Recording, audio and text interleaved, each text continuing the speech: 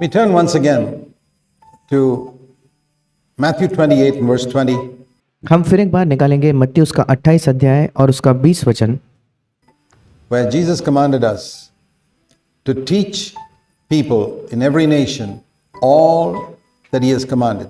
जहाँ यीशु ने हमें ये सिखाया कि हम सब देशों में जाकर वो सब सिखाए जिसको यीशु ने सिखाया है, To teach the disciples who have responded to his word और उन शिष्यों को ये सब सिखाए जिन्होंने यीशु मसीह के वचन के प्रति प्रतिक्रिया दी है, all that he has commanded. वो सब जो जिसकी आज्ञा यीशु ने दी है। And this is what we've been looking at in these past days and weeks. और इन पिछले दिनों में, पिछले हफ्तों में, इन सब सत्रों में हम इसी पर अध्ययन कर रहे थे। So we want to now look at Matthew chapter 6 और आज हम फिर एक बार मुड़ेंगे मत्ती उसके 6 अध्याय की ओर, and verse 9 onwards. उसके 9 वचन से आगे। Having taught us in the first four verses 5 to 8, how not to pray. पहले 5 से लेकर 8 वचन में या पहले 8 वचन में जब यीशु ने हमें ये सिखाया कि कैसे प्रार्थना न करें, Not as the hypocrites, not with meaningless repetitions, and not with length of prayer, वो कहता है पाखंडियों की तरह प्रार्थना मत करो, बिना अर्थ बेमतलब चीज़ों को मत दोहराओ और बहुत लंबी लंबी ऐसा सिर्फ प्रभु सुनेगा इसलिए ज़्यादा प्रार्थनाएं ना करो, but believing that your Father knows what you need. पर ये विश्वास रखते हुए कि तुम्हारा पिता जानता है तुम्हारी ज़रूरत क्या है। And then he tells us how to pray. और फिर वो हमें बताता है कैसे प्रार्थना करें। First tells us how not to pray, सबसे पहले वो हमें बताता है कैसे प्रार्थना न करें, then he tells us how to pray. और फिर वो हमें बताता है कैसे प्रार्थना करनी है। Now I notice, as I've observed Christians, that very few people have actually paid attention to these simple statements of Jesus. और मैंने इस बात को देखा है, जब मैंने मसीह लोगों को कई सालों से देखा है कि बहुत ही कम लोग हैं जो यीशु के बड़े इन साधारण वाक्यों पर ध्यान देते हैं, Which even a child can understand. ऐसे वाक्य जो एक छोटा बच्चा भी समझ सकता है। He's taught us how not to pray, and many people haven't taken that seriously. यीशु ने हमें ये सिखाया है कि कैसे प्रार्थना न करें और कई लोगों ने तो उसे ही गंभीरता से नहीं लिया। And he's taught us how to pray, even that many people haven't taken seriously. और फिर यीशु ने हमें ये भी सिखाया कि प्रार्थना कैसे करें और लोगों ने इसे भी गंभीरता से नहीं लिया। Jesus said, when you pray, pray like this. यीशु ने कहा जब तुम प्रार्थना करो तो इस रीति से या इस तरीके से प्रार्थना करो। Our Father who art in heaven. हे हमारे पिता तू जो स्वर्ग में है। He wasn't giving us a prayer to blindly repeat. अब यीशु मसीह हमें कोई ऐसी प्रार्थना नहीं दे रहा था जो हमें आंखें बंद कर ऐसे ही दोहरानी है। Though there's no harm in repeating it, अब इसमें कोई गलत बात नहीं अगर हम इसे दोहराए तो, you mean every sentence. अगर हम उस प्रार्थना के हर एक वाक्य के अर्थ को समझकर उसे दोहराते हैं फिर ठीक है। But he was teaching us a pattern for our prayer. पर वो हमारे प्रार्थना के लिए एक नमूना दे रहा था, एक आदर्श दे रहा था कि कैसे हमें प्रार्थना करनी है। It should characterize all of our prayers. और ये जो नमूना है या ये जो तरीका है, इसी रीति से हमारी सारी प्रार्थनाएं होनी चाहिए। The first thing he said is that when you talk to God, call him your Father. सबसे पहली चीज जो यीशु ने हमसे कही वो ये है, जब तुम परमेश्वर से बात करते हो तो उसे अपना पिता कहो। Now, nobody in the Old Testament could ever dare to look up to God and say, Father. अब पुराने नियम में कोई भी व्यक्ति नहीं था जिसकी ये हिम्मत भी हो सके कि वो परमेश्वर की ओर देखकर उसे पिता कहे। I don't know whether you realize that. मैं नहीं जानता कि आपको इस बात का एहसास हुआ या नहीं। Old Testament prayer was always, Oh God, Lord Almighty, पुराने नियम की प्रार्थना हमेशा यही होती थी, हे परमेश्वर, हे सर्वशक्तिमान प्रभु, etc., because he was the CEO of the universe. और ऐसे ही वो पुराने नियम के लोग प्रार्थना करते थे क्योंकि परमेश्वर उस समय इस संपूर्ण विश्व का एक सीईओ या जो मुख्य अधिकारी होता है, मालिक होता है, उसके समान था। And they were just like little employees in the factory. और जो पुराने नियम के लोग थे वो किसी फैक्ट्री में काम करने वाले छोटे से काम करने वाले थे केवल। You can't talk to the CEO any way you like. और अगर आप एक कर्मचारी हो तो आप जाकर अपने फैक्ट्री के मालिक से जैसे चाहो वैसे बात नहीं कर सकते। But in the new covenant, we are God's children. पर नए नियम में हम परमेश्वर की संतान हैं। It's like the child of the CEO walking into his dad's office and saying, Daddy. ये बिल्कुल वैसा है कि उस फैक्ट्री के मालिक का जो बेटा है वो तो उस फैक्ट्री के अंदर जाकर तुरंत उस मालिक को पापा कह सकता है, डैडी कह सकता है। So we need to understand the privilege of being a child of God. और इसीलिए हमें ये समझने की जरूरत है कि परमेश्वर की संतान होना इसका क्या ही सौभाग्य है। It's fundamentally different. ये मूलभूत तौर पर, बुनियादी तौर पर अलग है। And yet, if you were to look at your prayer, it's और इसके बावजूद अगर आप अपने प्रार्थनाओं को ध्यान देकर देखो तो quite likely, it's true of most Christians, और अधिकतर मसीहों की प्रार्थनाएं ऐसी होती है, they don't call God Father. वे परमेश्वर को पिता नहीं कहते, They call him, Oh God. वे उसे कहते हैं हे परमेश्वर। Now, there's nothing wrong in that. अब ये कहने में कुछ गलत नहीं, He is God, वो परमेश्वर जरूर है and He is our God, and it's और वो हमारा परमेश्वर है, right to address Him as God. और इसलिए बिल्कुल सही है अगर हम उसे परमेश्वर कहकर संबोधित करते हैं तो। But if you only address Him as God and not as Father, पर अगर आप उसे केवल और केवल परमेश्वर ही कहते हो और उसे पिता आप नहीं कह रहे तो there's something wrong. फिर कुछ गलत है। In the Old Testament, He had a name, Jehovah or Yahweh. Nobody knows the exact pronunciation of it because the Hebrew alphabet didn't have any vowels in it. पुराने नियम में परमेश्वर का एक नाम था, वो या तो यहोवा था या तो याहवे था। अब इस नाम को सही तरीके से कैसे लिया जाता है कोई नहीं जानता, क्योंकि जो इब्रानी भाषा है उसमें कोई स्वर नहीं है, कोई वॉवल्स नहीं है। So nobody knows whether it's Jehovah or Yahweh. और इसलिए कोई नहीं जानता आज तक कि वो उसका नाम यहोवा है या याहवे है।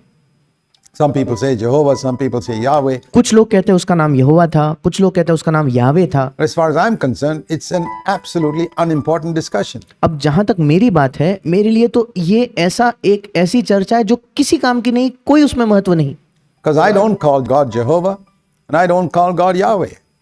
क्योंकि मैं परमेश्वर को ना ही यहोवा कहता हूँ, ना ही मैं परमेश्वर को याहवे कहता हूँ। I call Him Daddy. मैं उसको पापा कहता हूँ, पिता कहता हूँ या डैडी कहता हूँ। He's my Father.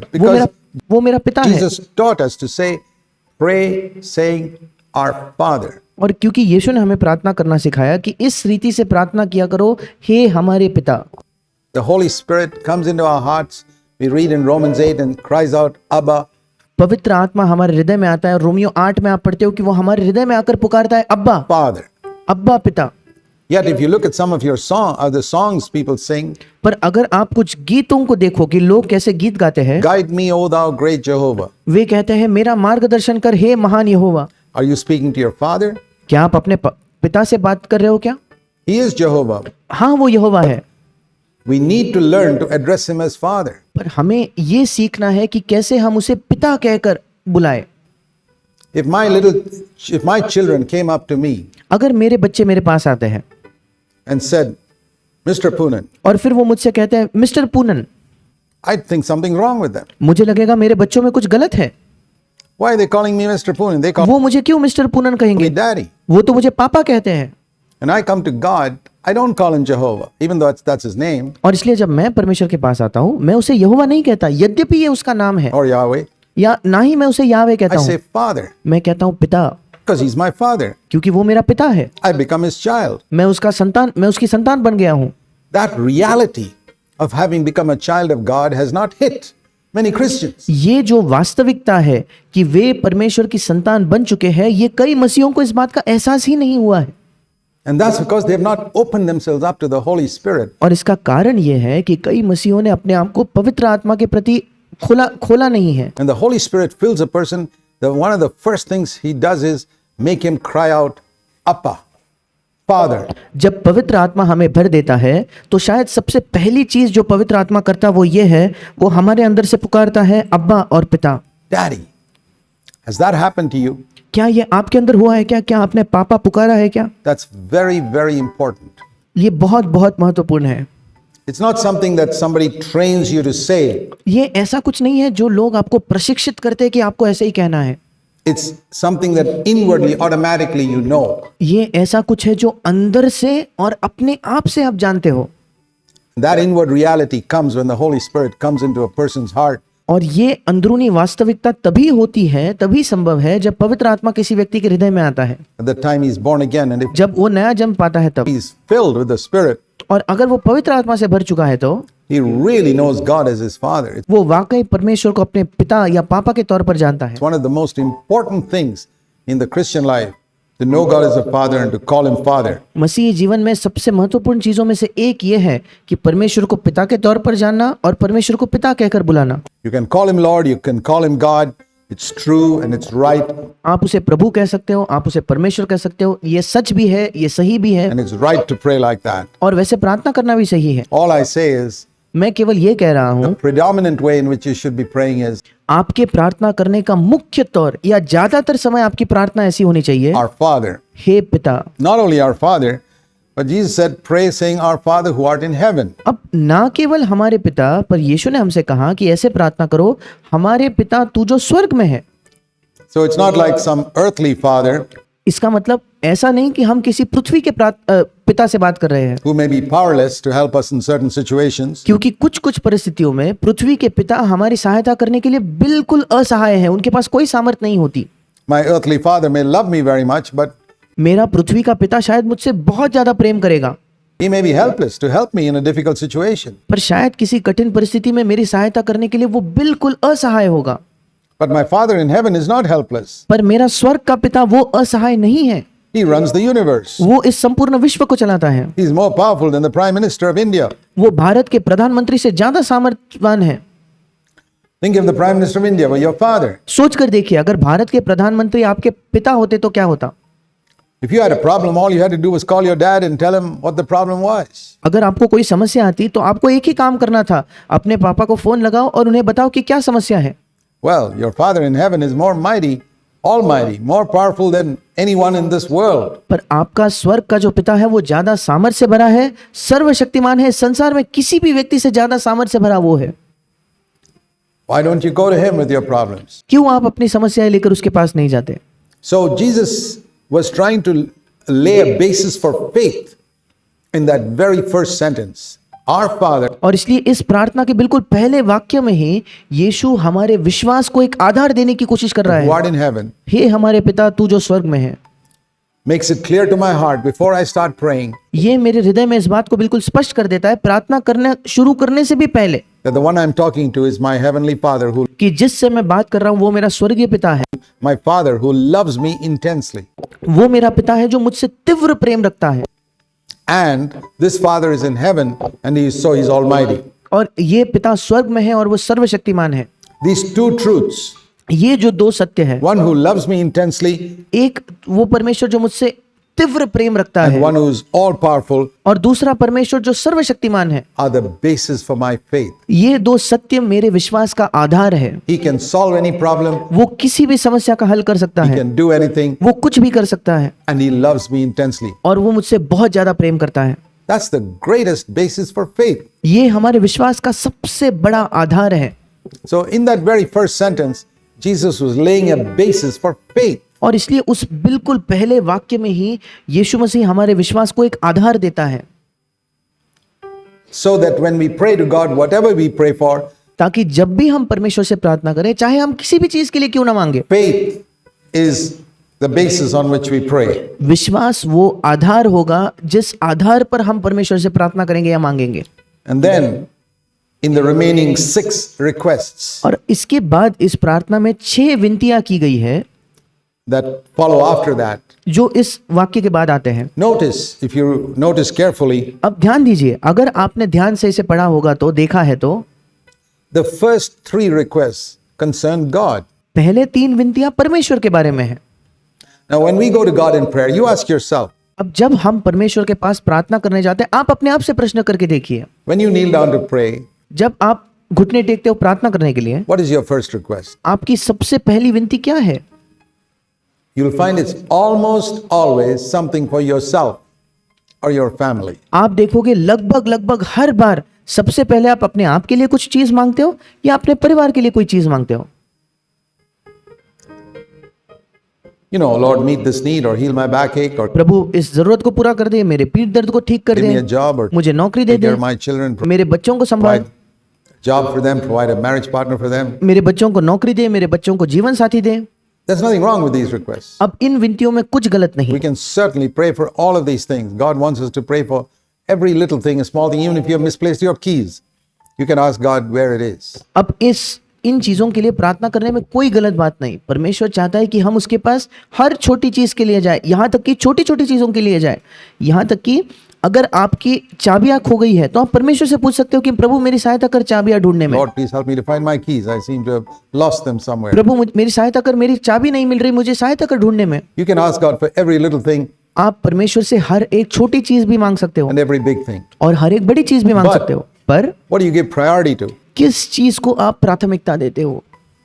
Jesus said, when you pray, let your priority be God and His needs. यीशु ने कहा, जब तुम प्रार्थना करते हो तुम्हारी प्राथमिकताएं परमेश्वर और उसकी जरूरतें होने दो। That's the meaning of seek God's kingdom first. यही मतलब है जब यीशु कहता है कि पहले उसके राज्य की खोज करो। He says that towards the end of this chapter, इसी अध्याय के अंत में यीशु यही कहता है। in chapter 6, verse 33 of Matthew. मत्ती 6:33 में, Seek God's kingdom first and His righteousness, पहले उसके राज्य की और उसके धार्मिकता की खोज करो, and these other earthly needs of yours will be added to you. तब ये शेष वस्तुएं तुम्हें मिल जाएंगी। You can ask for them, तुम उन वस्तुओं के लिए मांग भी सकते हो, but put God's kingdom first. That's पर सबसे पहले परमेश्वर के राज्य को रखिए। God's way. ये परमेश्वर का तरीका है। And so He says, your first three requests must be, God, my Father in heaven, hallowed be your name. और इसलिए यीशु कहता है, आपकी पहली 3 विनतियां यही होनी चाहिए, परमेश्वर मेरे पिता तू जो स्वर्ग में है, तेरा नाम पवित्र माना जाए।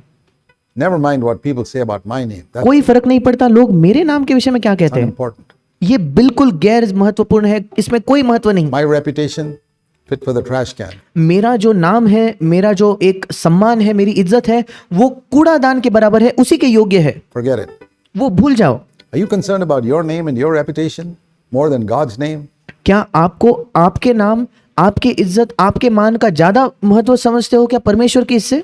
Then you're not praying the way Jesus taught you to. फिर आप वैसे प्रार्थना नहीं कर रहे जैसे यीशु ने आपको प्रार्थना करना सिखाया। Supposing somebody scandalized you or scandalized your daughter. सोच कर देखिए, किसी ने आपका नाम खराब किया, आपकी बेटी का नाम खराब किया, तो Does that disturb you more than that the name of Jesus is being dishonored in the land? क्या आपका नाम खराब होने पर, आपके बच्चों का नाम खराब होने पर आप ज्यादा विचलित होते हो क्या इसके तुलना में कि यीशु का नाम हमारे देश में उसका अनादर हो रहा है, उसका अपमान हो रहा है? Look at the way the name of Jesus is being dishonored in our country. देखिए हमारे देश में कैसे यीशु मसीह के नाम को अनादर मिलता है, अपमान किया जाता है। By the way Christians live and behave, and by the way they fight with each other and किस तरीके से मसीह लोग जीते हैं, किस तरीके से मसीह लोग बर्ताव करते हैं, किस तरीके से मसीह लोग अपने आप में झगड़ते हैं do so many wrong things. और इतने गलत गलत चीजें मसीह लोग करते हैं। If that doesn't bother us, I wonder whether we really have a relationship with God as our Father. अगर इस चीज से हम विचलित नहीं होते, अगर ये चीज हमारे हृदय में एक तकलीफ नहीं लाती, तो मैं सचमुच ये मुझे संदेह है कि हमारा परमेश्वर के साथ एक पिता के तौर पर रिश्ता हुआ है या नहीं। If you're more concerned about our name and our family name and our children, etc., what people are saying about them, then we need to reorient our thinking and get it more centered in God. अगर आपको ज्यादा चिंता आपके नाम की है, आपके परिवार के नाम की है, आपके बच्चों की है और लोग उनके विषय में क्या कहते हैं, इसी के बारे में अगर आप महत्व देते हो, तो आपको अपने सोच को बदल कर फिर एक बार परमेश्वर पर केंद्रित करना होगा। And so Jesus taught the first three requests were, hallowed be thy name, और इसलिए जो पहले 3 विनतियां यीशु ने सिखाए वो ये थी कि तेरा नाम पवित्र माना जाए। Father, thy Pita- kingdom come, दूसरी विनती थी तेरा राज्य आए and thy will be done. और तेरी इच्छा पूरी हो। Notice, everything has got to do with God. अब ध्यान दीजिए, इन सब चीजों में सब चीजें परमेश्वर से संबंधित है। Now, man is basically self-centered. अब मनुष्य जो होता है प्राथमिक तौर पर वो केवल अपने आप में ही केंद्रित होता है। What we have inherited from Adam is a self-centered life. आदम से हमने विरासत में ये पाया है कि हमारा जीवन स्व केंद्रित है, खुद में ही केंद्रित है, which makes us think of ourselves जो केवल हमारे विषय में ही हम सोचते हैं। primarily, प्राथमिक तौर पर हम केवल अपने विषय में सोचते हैं and very often ourselves only. और कई बार तो हम केवल और केवल अपने बारे में ही सोचते हैं। Is I, me, and my family. हम हमेशा कहते हैं मैं, मुझे और मेरा परिवार।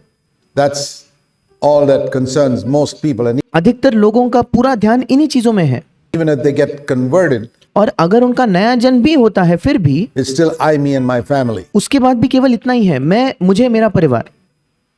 And even when they receive Christ, और जब वे मसीह को भी स्वीकार करते हैं उसके बाद भी they only think of how Christ can now bless I, me, and my family. उसके बाद भी वे यही सोचते हैं अब मसीह कैसे मैं मुझे और मेरे परिवार को आशीष देगा।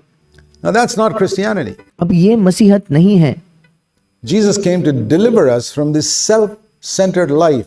और यीशु मसीह आया हमें इस स्व केंद्रित जीवन स्वयं केंद्रित जीवन से छुड़ाने के लिए, which is the root cause of all our misery and unhappiness. जो हमारे सारे अभागेपन और सारे दुख का जड़ है। The reason why most Christians cannot rejoice all the time is because they are centered in themselves. क्या कारण है कि कई मसीही निरंतर आनंद नहीं कर सकते? क्योंकि वे स्व केंद्रित है, खुद में ही केंद्रित है। When something good happens to them, they rejoice. जब उनके साथ कुछ अच्छा होता है वे आनंद मनाते हैं।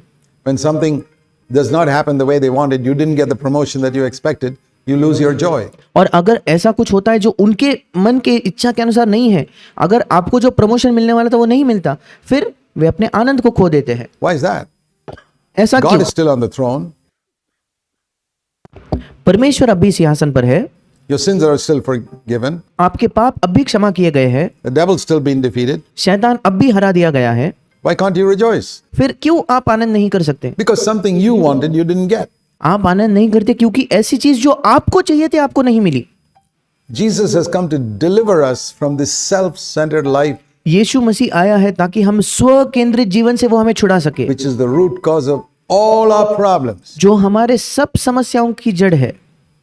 And here in prayer, he's teaching us to be free from self-centeredness. और यहाँ प्रार्थना में भी वो हमें सिखा रहा है कि हम स्व केंद्रित होने से छुड़ाए जाएं।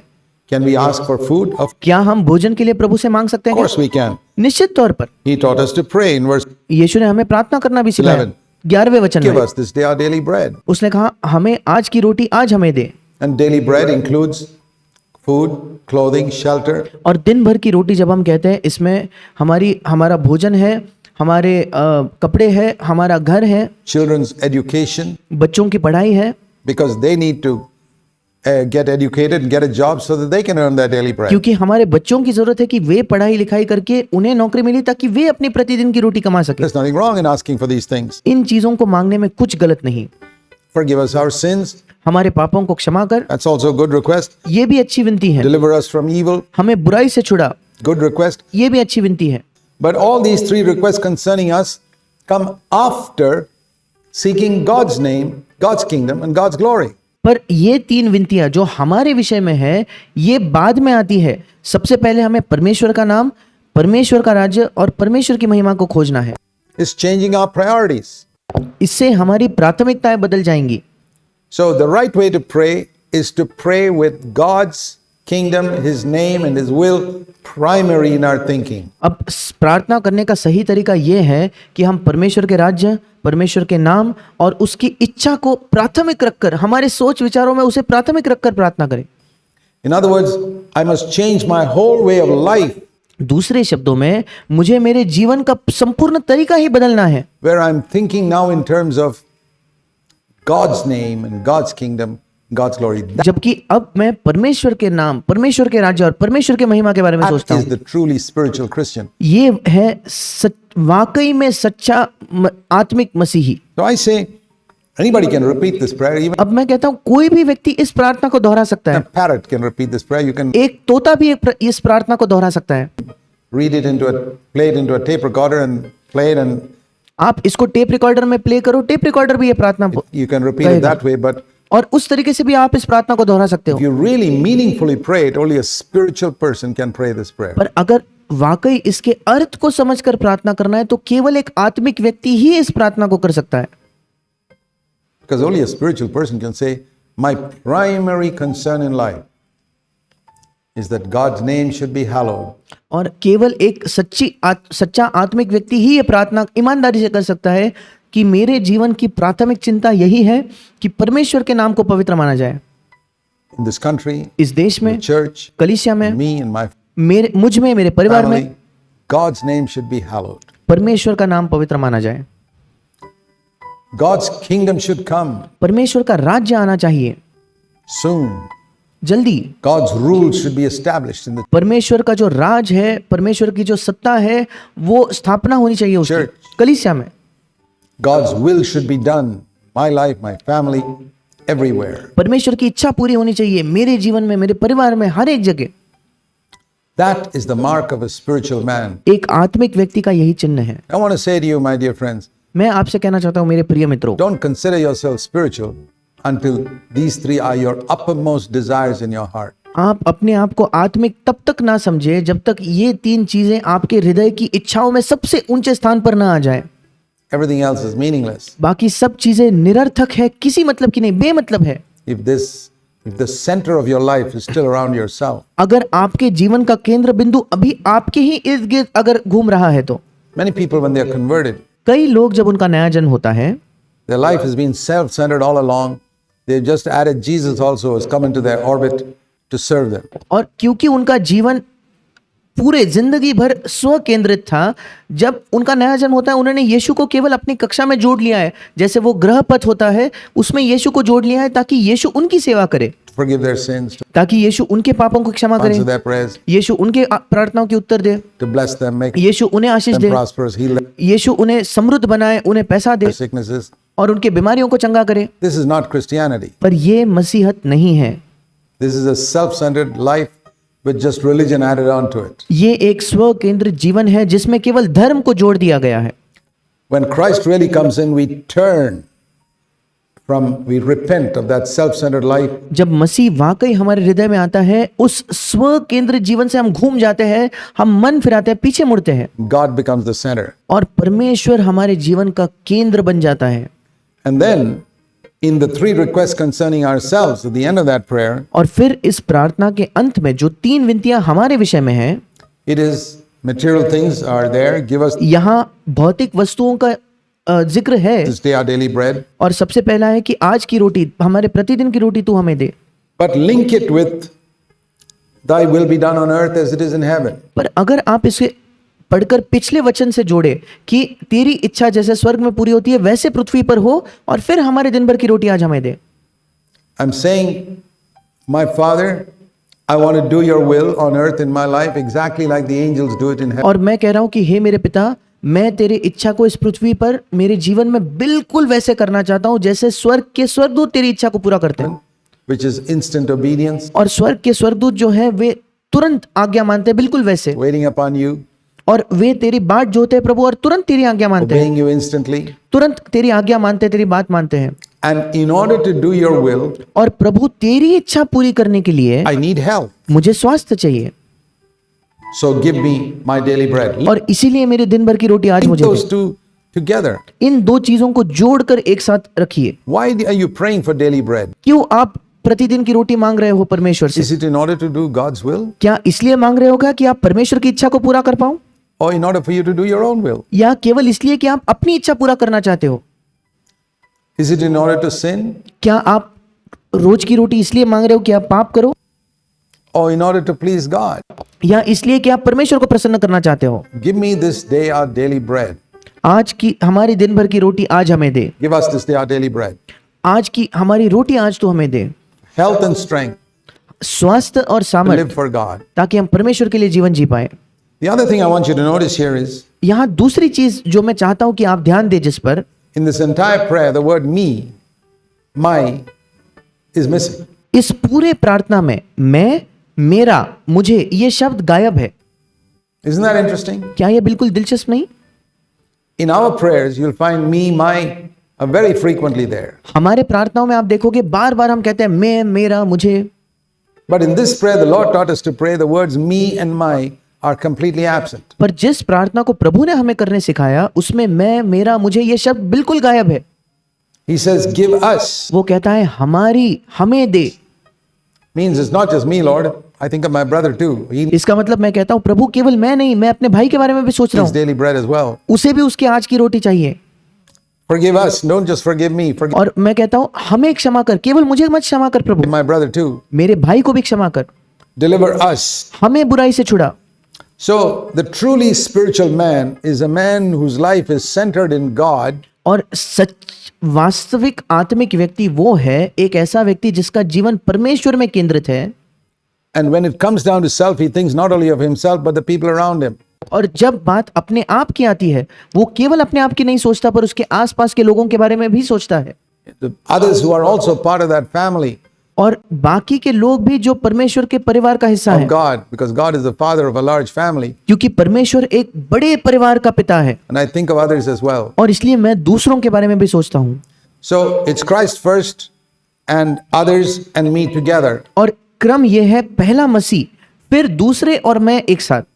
not just me by myself. ये नहीं कि दूसरे स्थान पर मैं अकेला हूँ। That is the way a spiritual person prays, एक आत्मिक व्यक्ति बिल्कुल ऐसे प्रार्थना करता है, not just for his own needs. केवल अपनी जरूरतों के लिए नहीं। He's concerned about his children naturally, वो स्वाभाविक तौर पर उसे अपने बच्चों की भी चिंता है, but he's also concerned about somebody else's children. पर उसी के साथ साथ उसे दूसरों के बच्चों के लिए भी चिंता है। He doesn't look down on them. वो उन्हें तुच्छ नहीं समझता। It's not humanly possible to be burdened as much for other people's children as for our own. अब एक मनुष्य होने के नाते ये असंभव है कि दूसरों के बच्चों की हमें उतनी परवाह हो जितने अपने खुद के बच्चों की होती है, या उतना बोझ हो जितना हमारे अपने बच्चों का बोझ हमें है। We must be realistic here, हमें वास्तविक भी होना है इस क्षेत्र में, but we must have some concern for them. पर उनके लिए कोई ना कोई चिंता हमारे हृदय में होनी चाहिए। Give us this day our daily bread. आज की रोटी, हमारे दिन भर की रोटी आज तू हमें दे। Forgive us our sins as we have forgiven others. और अगला वचन कहता है, जिस प्रकार हमने अपने अपराधियों को क्षमा किया है वैसे ही तू हमारे भी अपराधों को क्षमा That's कर। an important request. It's अब ये एक महत्वपूर्ण विनती the है, one request that Jesus picked up and repeated at the end. क्योंकि ये एक विनती है जिसको यीशु ने उठाकर फिर एक बार प्रार्थना खत्म होने के बाद दोहराया। He said in verse 14, 14 वचन में यीशु ने कहा, if you forgive men मत्ती 6:14, इसलिए यदि तुम मनुष्य के अपराध क्षमा करोगे their transgressions, your heavenly Father will also forgive you. तो तुम्हारा स्वर्गीय पिता भी तुम्हें क्षमा करेगा। It's very important to understand this condition that Jesus himself laid down. अब ये बहुत महत्वपूर्ण है कि हम इस शर्त को समझ पाए जिस शर्त को स्वयं यीशु ने रखा है। But if you do not forgive men, then your Father will not forgive your transgressions. और अगर तुम मनुष्यों के अपराध क्षमा न करोगे, 15 वचन, तो तुम्हारा पिता भी तुम्हारे अपराध क्षमा न करेगा। Now, is this true or not? अब क्या ये सच है या नहीं है? Does God withhold forgiveness when you don't forgive somebody else for that person, what that person did against you? अब क्या परमेश्वर अपनी क्षमा को रोक कर रखता है जब आप किसी और व्यक्ति को क्षमा नहीं करते उसने आपके खिलाफ जो किया उसके लिए? Absolutely. बिल्कुल, निश्चित तौर पर। He will not forgive you if you don't forgive other people. वो आपको क्षमा नहीं करेगा अगर आप दूसरे लोगों को क्षमा नहीं करते तो। Please remember that. कृपया ऐसे याद रखिए, It's a fundamental principle in God's dealings with man, ये एक मूलभूत सिद्धांत है परमेश्वर के मनुष्य के साथ जो बर्ताव है उसमें। that He treats us like we treat other people. वो हमसे वैसा ही बर्ताव करता है जैसे हम दूसरों से बर्ताव करते हैं। If you're merciful to others, God is merciful to you. अगर आप दूसरों को दया दिखाते हो, परमेश्वर आपको दया दिखाएगा। You forgive others, God forgives you. आप दूसरों को क्षमा करो, परमेश्वर आपको क्षमा करेगा। We saw that in Matthew chapter 5 and verse 7. हमने इसे मत्ती 5:7 में भी Blessed देखा। are the merciful, they will obtain mercy. धन्य है वे जो दयावंत है क्योंकि उन पर दया की जाएगी। And here we can say, blessed are those who forgive others, they will be forgiven. And those who do not forgive others will not be forgiven. और हम कह सकते हैं कि जो दूसरों की क्षमा करते हैं वे क्षमा पाएंगे, और जो दूसरों को क्षमा नहीं करते वे क्षमा नहीं पाएंगे। Jesus once told a story in this connection यीशु मसीह ने इसी संबंध में एक बार एक कहानी बताई, to illustrate it clearly in Matthew इसे एक चित्र के तौर पर समझाने के लिए साफ तौर पर 18, मत्ती उसका 18 अध्याय, verse 21 to 35. मत्ती उसका 18 अध्याय 21 से लेकर 35 वचन। It's a very important parable that we ये एक बहुत महत्वपूर्ण एक दृष्टांत need है to understand. जो हमें समझने की आवश्यकता है। There was the king had many slaves एक राजा था जिसके कई गुलाम थे, and they all owed him a lot of money. और वे सब उसके कई लाखों रुपए के कर्जदार थे, And one man owed him 10,000 talents. और एक जो व्यक्ति था वो 10,000 तोड़ों का कर्जदार था। That's a huge amount of money. ये एक बड़ी रकम है। Let's assume it's something like 1,000 million rupees. और सोचकर देखिए कि ये हजारों करोड़ों हजारों लाखों रुपए के बराबर है। सोचिए, It's such a huge debt that we can never pay. इतना बड़ा कर्जा कि आप कभी नहीं चुका सकते। And the king was merciful and forgave him. Okay, और वो राजा दयावंत था और उसने उसे क्षमा किया। you owe me 1,000 million rupees. You're forgiven. तुम मेरे करोड़ों के कर्जदार हो, ठीक है, तुम्हें मैं क्षमा करता हूँ, Entire debt, you can go free, you don't have to go to jail. तुम्हारा पूरा का पूरा कर्जा, तुम स्वतंत्र हो, तुम्हें बंदी गृह में जाने की जरूरत नहीं। That man went out and found another person who owed him 100 rupees. अब ये व्यक्ति बाहर गया और इसका एक दूसरा सेवक था जो केवल 100 तोड़े का कर्जदार था, How much was he forgiven? और इसको खुद कितनी क्षमा मिली थी? 1,000 million rupees. 1 लाख या 1 करोड़ रुपए उसके क्षमा हुए थे। How much did this other slave owe him? और ये दूसरा जो दास था वो उसका कितने का कर्जदार था? 100 rupees. केवल 100 रुपए का। And he catches him by the throat और वो उसे गला घोट कर पकड़ कर कहता है, and says 100 rupees is not a small amount of money. और वो कहता है 100 रुपए कोई छोटी रकम नहीं है, Not like 1 rupee or something. You got to pay me. ये कोई 1 रुपए की तरह नहीं है, 100 रुपए तुझे मुझे चुका नहीं होंगे, And if you don't pay me, I'll take you to court and have you locked up. और अगर तू मुझे नहीं पैसा चुकाएगा तो मैं तुझे कोर्ट ले जाऊंगा और तुझे बंद कर दूंगा, वहां बंदी गृह में डाल दूंगा। And he did that. और उसने वही किया। And when the other slaves saw that, they went and reported it to the king. और जब बाकी सेवकों ने ये देखा, उन्होंने जाकर राजा को इस बात को बताया। The king called the slave and say, "Hey, you wicked slave." और राजा ने इस व्यक्ति को बुलाकर कहा, हे दुष्ट दास। Matthew 18:32. मत्ती 18:22 में ये लिखा है, मत्ती 18:32 में ये लिखा है, You just asked me to forgive your debt and I forgave you. तूने मुझसे विनती की तो मैंने तेरा पूरा कर्ज क्षमा कर दिया। Shouldn't you also have had mercy on your fellow slave? 33 वचन, इसलिए जैसे मैंने तुझ पर दया की वैसे ही क्या तुझे भी अपने संगी दास पर दया करनी नहीं चाहिए थी, Even as I had mercy on you? जैसे मैंने तुझ पर दया की थी। And he was moved with anger. And what did he do? और 34 वचन में उसके स्वामी ने क्रोध में आकर उसने क्या किया? He handed him over to the torturers उसे दंड देने वालों के हाथ में सौंप दिया, so that he would pay back until he paid back everything he owed him. In other words, कि जब तक वो सब कर्ज भर ना दे तब तक उनके हाथ में रहे। that forgiven debt was put back upon his head. दूसरे शब्दों में जो कर्जा क्षमा कर दिया गया था फिर एक बार उसके सिर पर डाल दिया गया। How do you account for that? Does अब इसका क्या मतलब है? God who forgives us again unforgive us? क्या वो परमेश्वर जो हमें क्षमा करता है फिर एक बार हमारे क्षमा को रद्द कर देता है क्या? That means put back on our head the sins that we were already forgiven? इसका मतलब जो पाप उसने हमारे क्षमा कर दिए थे, क्या फिर एक बार उन पापों को वो हमारे सिर पर या हमें उसका जिम्मेदार ठहराता है क्या? According to this verse, yes. इस वचन के अनुसार हाँ। The Bible never says that God has forgiven us, forgotten about our sins. He's Bible हमें कभी भी ये नहीं बताती कि परमेश्वर ने हमारे पापों को क्षमा करके हमारे पापों को भूल गया, ऐसा कभी नहीं लिखा। says, I will not remember your sins anymore. हमेशा ऐसा लिखा है कि मैं तुम्हारे पापों को फिर याद न करूंगा, स्मरण न करूंगा। Meaning that I will not hold your sins against you. इसका मतलब मैं तुम्हारे पापों को तुम्हारे विरुद्ध नहीं समझूंगा।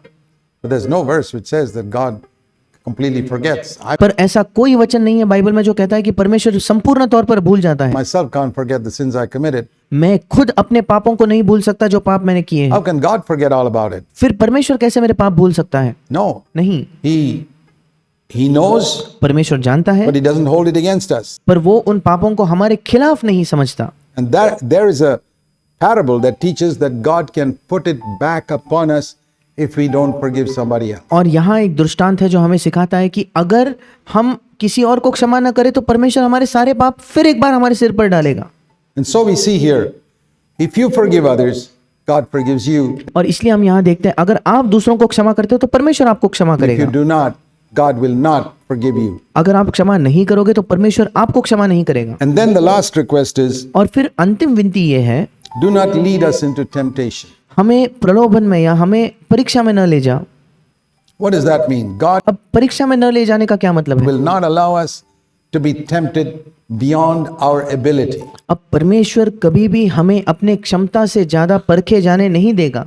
But it's good for us to pray that. पर हमारे लिए ये प्रार्थना करना फिर भी अच्छा है। It's good for us to recognize that some temptations are way beyond our ability to cope with. क्योंकि हमारे लिए ये समझना, इस बात को जानना बहुत अच्छा है कि ऐसे कुछ प्रलोभन है जो हमारी क्षमता, हम उस परीक्षा को, उस प्रलोभन को झेल सके, इससे बिल्कुल बाहर है कुछ प्रलोभन हमारे लिए। We know that God will not allow us to be tested beyond our ability. हम ये जरूर जानते हैं कि परमेश्वर हमारे क्षमता से बढ़कर हमें नहीं परीक्षा में डालेगा। But we need to pray, Lord, don't lead me into temptation that is too strong for me. पर हमें ये भी प्रार्थना करनी है कि प्रभु मुझे ऐसे परीक्षा में या ऐसे प्रलोभन में ना ले जा जो मेरे लिए बहुत बलवंत है, But deliver me from evil.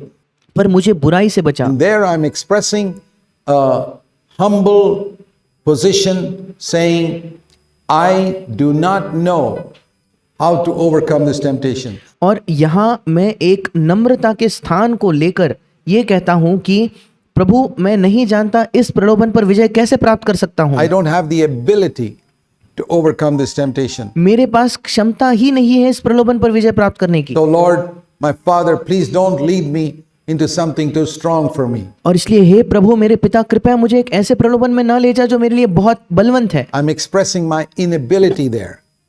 I'm expressing my helplessness. वहां मैं अपने असक्षम होने की को व्यक्त करता हूँ, मेरे असहाय होने को मैं व्यक्त करता हूँ। That's a good attitude to have towards temptation. प्रलोभन के प्रति एक अच्छा रवैया है जो हम रख सकते हैं।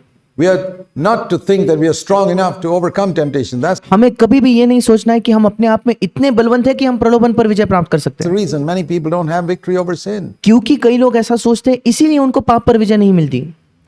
The reason most Christians are defeated by sin क्या कारण है कि अधिकतर मसीह पाप से हारे हुए is they हैं? have too much self-confidence. क्योंकि वे अपने आप पर ही बहुत ज्यादा भरोसा रखते हैं। They think they have the ability. उन्हें लगता है कि उनके अंदर ये क्षमता They है। think a little more good resolutions, gritting your teeth, and we'll overcome. No, उन्हें लगता है कि कुछ और अच्छे निर्णय अगर मैं ले लूं, कुछ निश्चय कर लूं, अगर मेरे दांत पीस लूं, मैं जरूर विजय प्राप्त you करूंगा। won't. बिल्कुल नहीं होगा।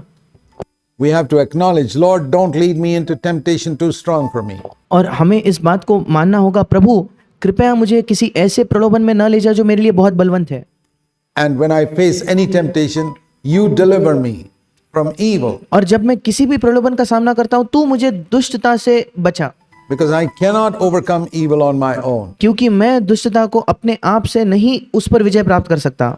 If only we would recognize that evil is far too strong for us, even अगर हम इस बात को पहचाने कि बुराई या दुष्ट जो है वो हमसे बहुत ज्यादा बलवंत है, तो this matter of forgiving others.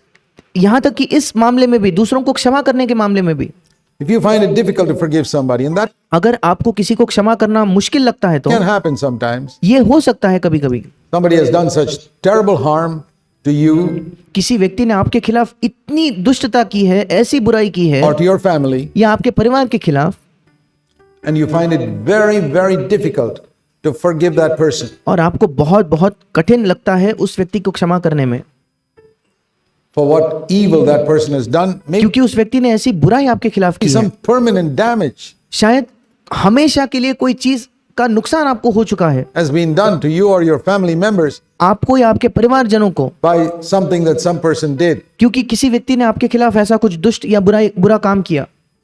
How are you going to forgive him? फिर आप उस व्यक्ति को कैसे क्षमा करोगे? You can ask God for grace. आप परमेश्वर से जाकर अनुग्रह मांग सकते हैं। Lord, please help me. Deliver कहिए, प्रभु कृपया मेरी सहायता कर, me from this evil of an unforgiving spirit. I क्षमा न करने के इस बुराई से, क्षमा न करने के आत्मा के इस बुराई से मुझे छुड़ा don't Prabhu. have the ability to forgive this person, प्रभु इस व्यक्ति को क्षमा करने के मेरे बिल्कुल क्षमता नहीं है, but I ask you to help me पर मैं तुझसे मांगता हूँ कि तू मेरी सहायता कर to forgive him. कि मैं उसे क्षमा कर पाऊँ। Prayer is an expression of our weakness and our helpless dependence upon God. प्रार्थना जो है ये एक अभिव्यक्ति है हमारी निर्बलता का और परमेश्वर पर असहाय होकर निर्भर होने का।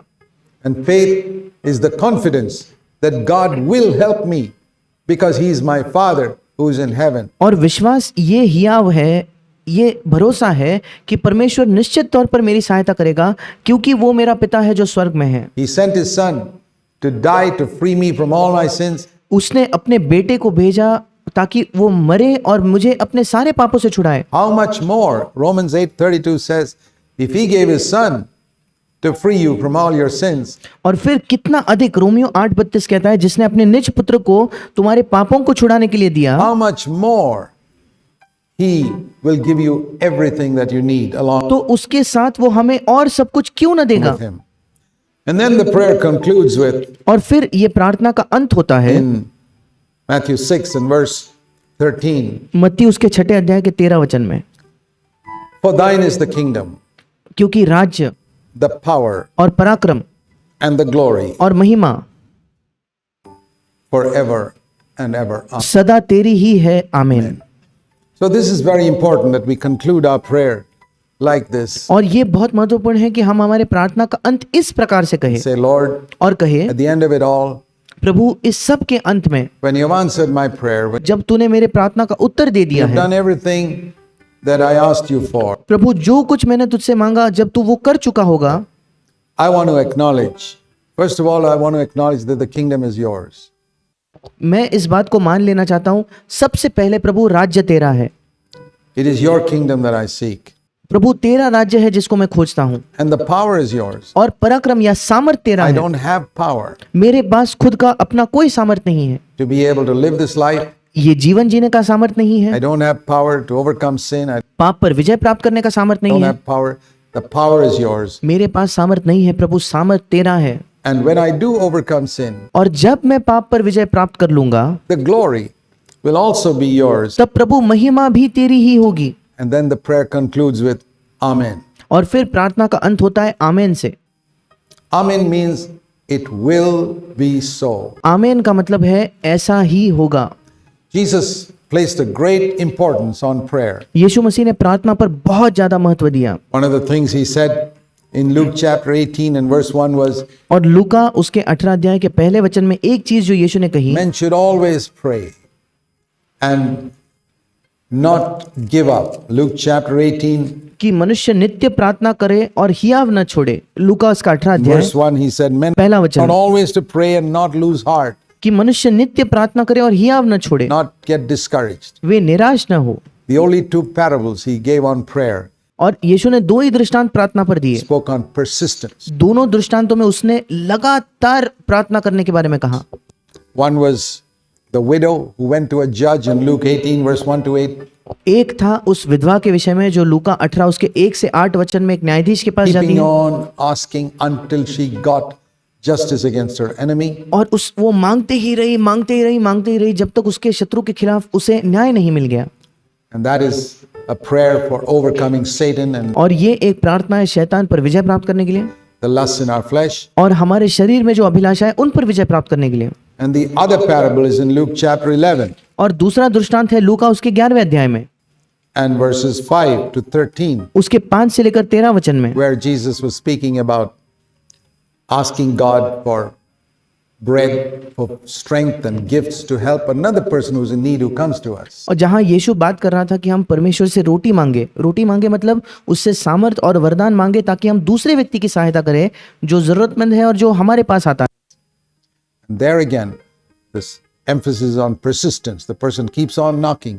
और वहां भी जोर यीशु मसीह इसी पर देता है कि वो लगातार प्रार्थना करता है, मतलब वो खटखटाते ही रहता है Till he gets that bread. जब तक उसे वो रोटी नहीं मिल जाती। So in prayer, we see the total teaching of Jesus is never give up. और इसलिए प्रार्थना में हम देखते हैं यीशु मसीह की शिक्षा यह है कि कभी हार मत मानो, कभी निराश God ना is हो। your Father. परमेश्वर आपका पिता He है, will meet your need. He'll वो आपकी जरूरत को पूरा करेगा overcome the enemy for you, और आपके लिए शत्रु पर भी विजय प्राप्त करेगा and He'll give you all that you need to bless others. और वो आपको वो सब देगा जिसकी आपको आवश्यकता है दूसरों को आशीष देने के लिए। So we need to go to God in prayer, और इसलिए हमें जरूरत है कि हम परमेश्वर के पास प्रार्थना में जाए in faith, और विश्वास में जाए, believing that He will give us what we ask for ये विश्वास करते हुए कि जिस भी चीज को हमने मांगा है वो हमें देगा for His glory. परमेश्वर की महिमा के लिए। Amen. आमीन। Let's pray. आइए हम प्रार्थना करेंगे। Heavenly Father, स्वर्गीय पिता, as we consider this very important passage on how you taught us to pray, और प्रभु जब हम विचार करते हैं इस बहुत ही महत्वपूर्ण वचनों पर कि तूने कैसे हमें प्रार्थना करने सिखाया, help it to become a reality in our lives. हमारी सहायता कर प्रभु कि हमारे जीवन में ये एक सच्चाई बन जाए। We humbly ask हम नम्रता से मांगते हैं in Jesus' name. यीशु के नाम से, Amen. आमीन।